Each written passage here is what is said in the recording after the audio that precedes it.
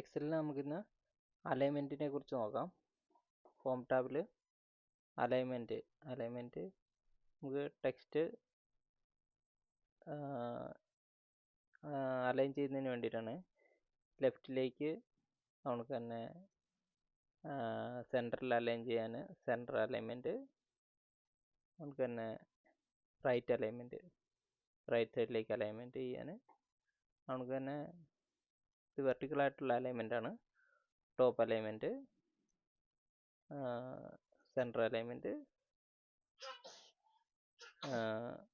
Bottom alignment, ഇതാണ് അലൈൻമെൻറ്റിൻ്റെ ഇത് വരുന്നത്.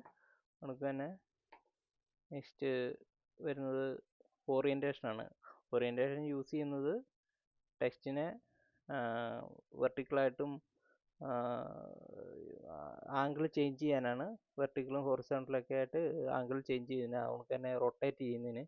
ഇനിയിപ്പോൾ വെർട്ടിക്കൽ കൊടുത്തു കഴിഞ്ഞാൽ അതിൻ്റെ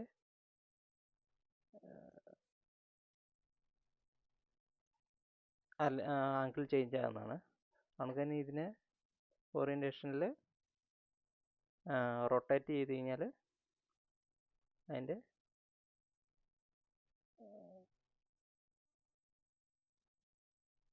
ടെക്സ്റ്റ് റൊട്ടേറ്റ് ആകുന്നതാണ്.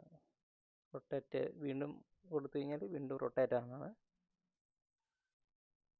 അതുകൊണ്ട് തന്നെ നെക്സ്റ്റ് വരുന്നത് റാപ്പ് ടെക്സ്റ്റാണ്. റാപ്പ് ടെക്സ്റ്റ് യൂസ് ചെയ്യുന്നത് നമ്മുടെ സെല്ലിൻ്റെ സ്പേസിനനുസരിച്ചിട്ട് ടെക്സ്റ്റിനെ റാപ്പ് ചെയ്യുന്നതിനാണ്. റാപ്പ് ടെക്സ്റ്റ് കൊടുത്തു കഴിയുമ്പോൾ ഓട്ടോമാറ്റിക്കലി അതിൻ്റെ സെല്ല് ടെക്സ്റ്റ് ഡിവൈഡായിട്ട് റാപ്പ് ചെയ്ത് വരുന്നതായിരിക്കും. നെക്സ്റ്റ് വരുന്നതാണ് മെർജ് ആൻഡ് സെൻറ്റർ.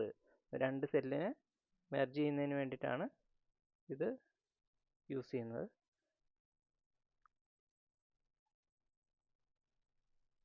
ഈ രണ്ട് സെല്ല് മെർജ് ചെയ്യുന്നതിന് വേണ്ടി യൂസ് ചെയ്യുന്നത്.